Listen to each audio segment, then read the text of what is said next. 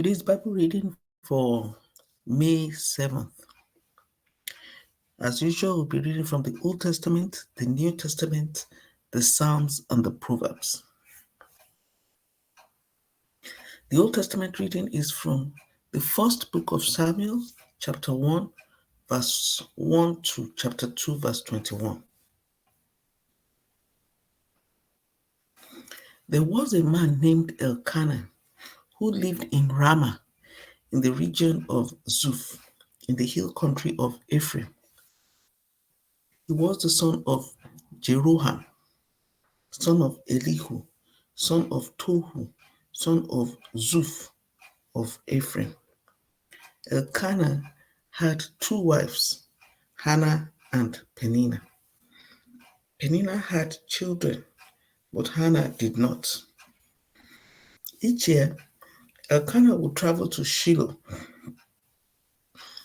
to worship and sacrifice to the Lord of Heaven's armies at the tabernacle. The priest of the Lord at that time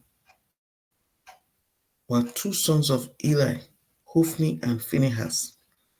On the days Elkanah presented his sacrifice, he would give portions of the meat to Peninnah and each of her children. And though he loved Hannah, he would give her only one choice portion because the Lord had given her no children. So Peninnah would taunt Hannah and make fun of her because the Lord had kept her from having children. Year after year, it was the same. Peninnah would taunt Hannah as they went to the tabernacle. Each time, Hannah would be reduced to tears and would not even eat. "Why are you crying, Hannah?" Elkanah would ask. "Why aren't you eating? Why be downhearted just because you have no children? You have me. Isn't that better than having 10 sons?" Once, after a sacrificial meal at Shiloh, Hannah got up and went to pray. Eli the priest was sitting at his customary place beside the entrance of the tabernacle. Hannah was in deep anguish, crying bitterly as she prayed to the Lord. And she made this vow: "O Lord of Heaven's armies, if you will look upon my sorrow and answer my prayer and give me a son, then I will give him back to you. He will be yours for his entire lifetime, and as a sign that he has been dedicated to the Lord, his hair will never be cut." As she was praying to the Lord, Eli watched her.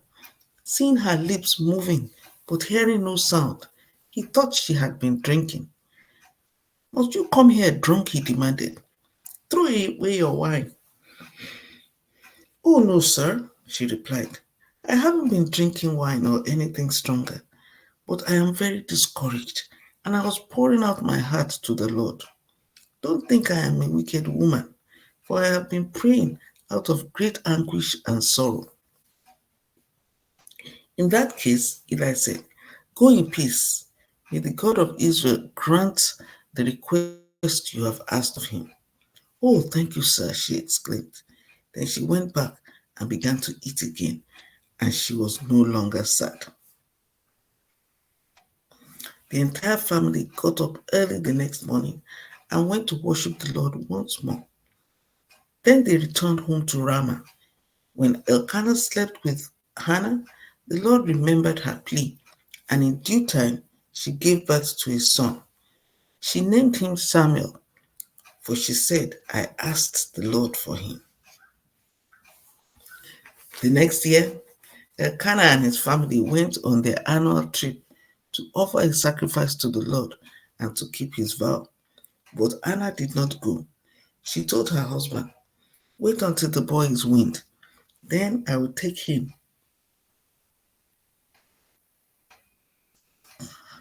Then I will take him to the tabernacle and leave him there with the Lord permanently." "Whatever you think is best," Elkanah agreed. "Stay here for now, and may the Lord help you keep your promise." So she stayed home and nursed the boy until he was weaned. When the child was weaned, Hannah took him to the tabernacle in Shiloh. They brought along a 3-year-old bull for the sacrifice and a basket of flour and some wine. After sacrificing the bull, they brought the boy to Eli. "Sir, do you remember me?" Anna asked. "I am the very woman who stood here several years ago praying to the Lord. I asked the Lord to give me this boy, and he has granted my request. Now I'm giving him to the Lord, and he will belong to the Lord his whole life." And they worshipped the Lord there. Then Anna prayed, "My heart rejoices in the Lord. The Lord has made me strong. Now I have an answer for my enemies. I rejoice because you rescued me. No one is holy like the Lord. There is no one besides you. There is no rock like our God. Stop acting so proud and haughty. Don't speak with such arrogance. For the Lord is a God who knows what you have done. He will judge your actions. The bow of the mighty is now broken, and those who stumbled are now strong. Those who were well fed are now starving, and those who were starving are now full. The childless woman now has 7 children, and the woman with many children wastes away. The Lord gives both death and life. He brings some down to the grave but raises others up. The Lord makes some poor and others rich. He brings some down and lifts others up. He lifts the poor from the dust and the needy from the garbage dump. He sets them among princes, placing them in seats of honor. For all the earth is the Lord's, and he has set the world in order. He will protect his faithful ones, but the wicked will disappear in darkness. No one will succeed by strength alone. Those who fight against the Lord will be shattered. He thunders against them from heaven. The Lord judges throughout the earth. He gives power to his king. He increases the strength of his anointed one. Then Elkanah returned home to Ramah without Samuel, and the boys served the Lord by assisting Eli the priest. Now, the sons of Eli were scoundrels who had no respect for the Lord or for their duties as priests. Whenever anyone offered a sacrifice, Eli's sons would send over a servant with a 3-pronged fork while the meat of the sacrificed animal was still boiling. The servant would stick the fork into the pot and demand that whatever it brought up be given to Eli's sons. All the Israelites who came to worship at Shiloh were treated this way. Sometimes the servants would come even before the animal's fat had been burned on the altar. He would demand raw meat before it had been boiled so that it could be used for roasting. The man offering the sacrifice might reply, "Take as much as you want, but the fat must be burned first." Then the servant would demand, "No, give it to me, or I will take it by force."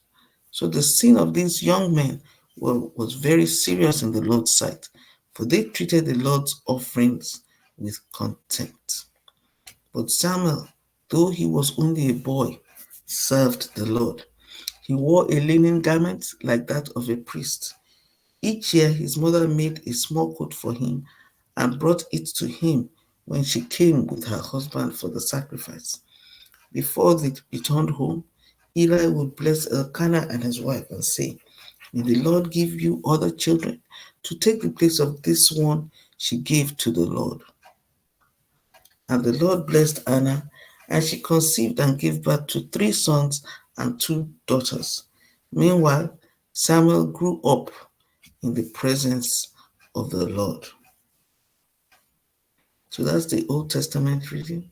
The New Testament reading is from John chapter 5, verse 1 to 23. Afterward, Jesus returned to Jerusalem for one of the Jewish holy days. Inside the city, near the sheep gate, was the pool of Bethesda with 5 covered porches. Crowds of sick people, blind, lame, or paralyzed, lay on the porches. One of the men lying there had been sick for 38 years. When Jesus saw him and knew he had been ill for a long time, he asked him, "Would you like to get well?" "I can't, sir," the sick man said, "for I have no one to put me into the pool when the water bubbles up. Someone else always gets there ahead of me." Jesus told him, "Stand up, pick up your mat, and walk." Instantly the man was healed. He rolled up his sleeping mat, and began walking. But this miracle happened on the Sabbath. So the Jewish leaders objected. They said to the man who was cured, "You can't walk on the Sabbath. The law doesn't allow you to carry your sleeping mat." But he replied, "The man who healed me told me, 'Pick up your mat and walk.'" "Who said such a thing as that?" they demanded. The man didn't know, for Jesus had disappeared into the crowd. But afterward, Jesus found him in the temple and told him, "Now you are well, so stop sinning, or something even worse may happen to you." Then the man went and told the Jewish leaders that it was Jesus who had healed him. So the Jewish leaders began harassing Jesus for breaking the Sabbath rules. But Jesus replied, "My Father is always working, and so am I." So the Jewish leaders tried all the harder to find a way to kill him. For he not only broke the Sabbath, he called God his Father, thereby making himself equal with God. So Jesus explained, "I tell you the truth, the Son can do nothing by himself. He does only what he sees the Father doing. Whatever the Father does, the Son also does. For the Father loves the Son and shows him everything he is doing. In fact, the Father will show him how to do even greater works than healing this man. Then you will truly be astonished. For just as the Father gives life to those he raises from the dead, so the Son gives life to anyone he wants. In addition, the Father judges no one. Instead, he has given the Son absolute authority to judge, so that everyone will honor the Son, just as they honor the Father. Anyone who does not honor the Son is certainly not honoring the Father who sent him. So that's the reading from the New Testament. And then the reading from the Psalms, Psalm 105, verse 37 to 45. The Lord brought his people out of Egypt, loaded with silver and gold, and not one among the tribes of Israel even stumbled. Egypt was glad when they were gone, for they feared them greatly. The Lord spread a cloud above them as a covering, and gave them a great fire to light the darkness. They asked for meat, and he sent them quail. He satisfied their hunger with manna, bread from heaven. He split open a rock, and water gushed out to form a river through the dry wasteland. For he remembered his sacred promise to his servant Abraham. So he brought his people out of Egypt with joy, his chosen ones with rejoicing. He gave his people the lands of pagan nations, and they harvested the crops that others had planted. All this happened so they will follow his decrees and obey his instructions. Praise the Lord. So that's the reading from the Psalms. And now the reading from the Proverbs, Proverbs chapter 14, verse 20 to 29. A growing population is a king's glory. A prince without subjects has nothing. People with understanding control their anger. A hot temper shows great foolishness. So that's the reading for today, May 7th. Pray the Lord will bless the reading and hearing of his word. In Jesus Christ's name, amen.